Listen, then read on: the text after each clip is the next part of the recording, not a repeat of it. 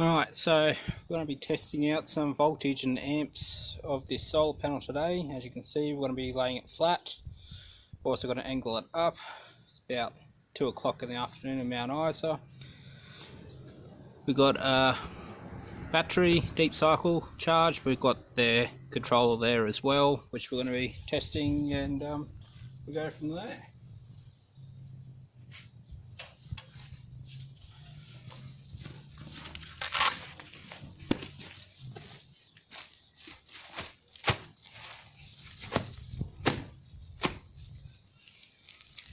Now I need to use our extension cord because the plug coming out of the back of this panel is not quite long enough to do anything great with.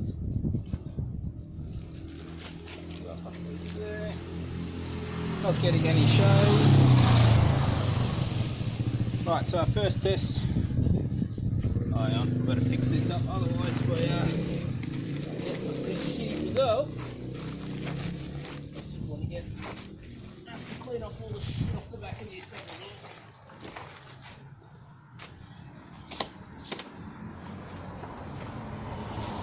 Alrighty, let's try this again.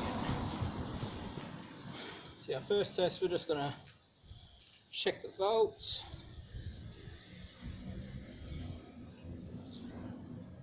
As it sits right here like that, we're getting 24.131211 10. We'll say 24 volts. Yeah, we'll just switch over to the ampies. Now, at 24 volts, we are producing 5.77 amps. 76, 77. We'll leave it at that for the moment.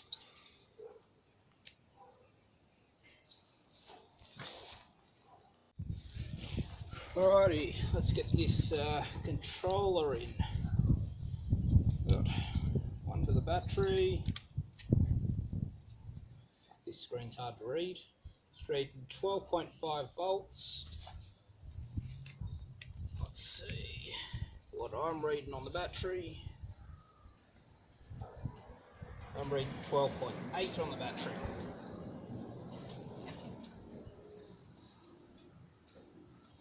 Okay, so according to this, I'm missing 0.3 of a volt, unless if that's its operating usage or whatnot. We'll get you plugged in. Now, I don't know how to use this controller, but that's kicked up to 13 volt. It's kicked up to 13.5. Alright, we'll swap you back over to amps.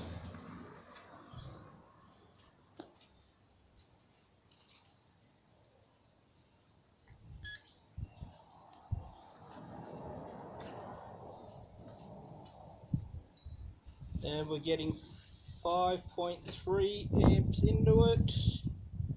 5.3, 5.2, 5.1, 4.9. Just got to take it off, otherwise I'm going to fry my bloody multimeter. Oh.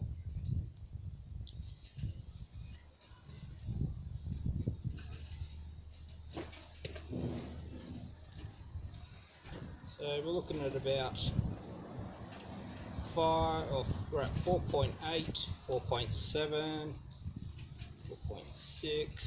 Let's try and, I don't know if you're going to be able to read that. Right, 4.5, 4.4, 4.3. So about 4 to 5 amps using this controller in that position. And this is the 200 watt panel for starters. We'll just kill that off. You back on, disconnect you. Now we're going to move the panel. So that's the best. I'm going to get that panel towards the sun today. Let's do the same test before. Start off with some voltage.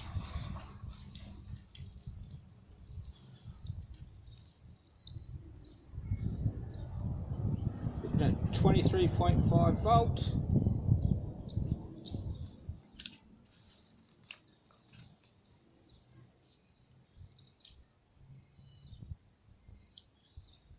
And we're getting a 6.4 amp. I can't remember what the last one was, but I'm pretty sure it was in the 5, so that's a 1 amp increase. Might disconnect this and reposition, see if we can get a better result. Right, yeah, so I've repositioned it as best I can again.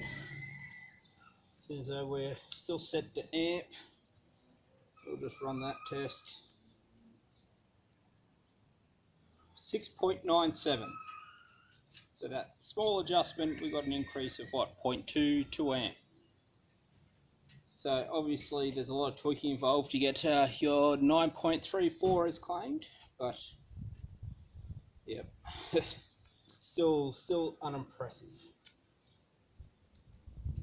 Let's plug her in the solar controller. They're angled fucking $3 piece of shit.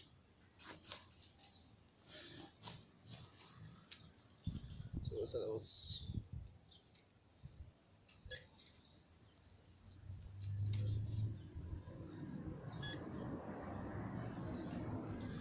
coming out of the solar controller.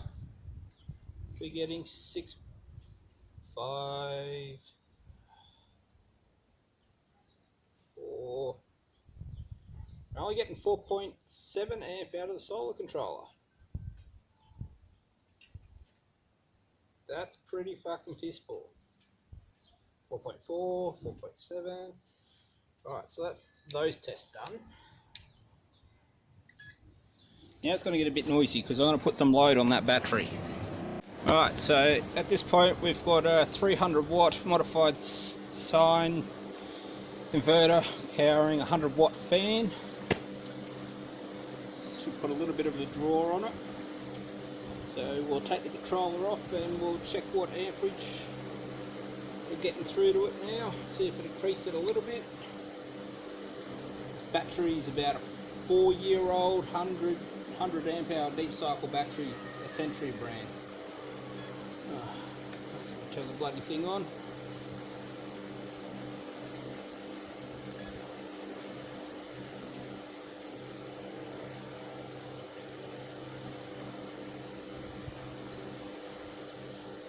So we're getting about a 6.5 amp intake. And that's angled at the sun. That's not putting it on the fucking bonnet, hanging it on the awning or anything like that. That is using Bessel blocks and steel to try and get a perfect angle at the sun. 6.5 amp in.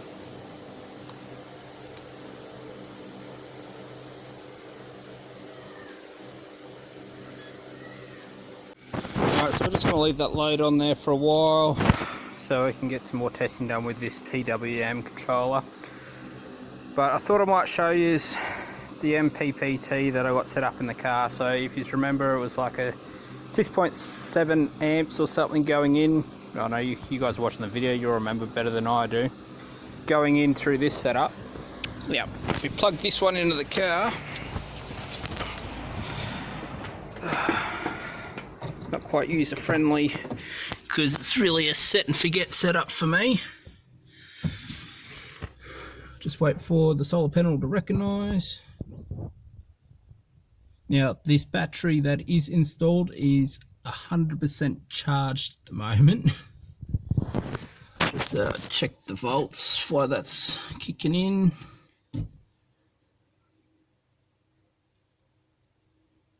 We're sitting at 13 volt.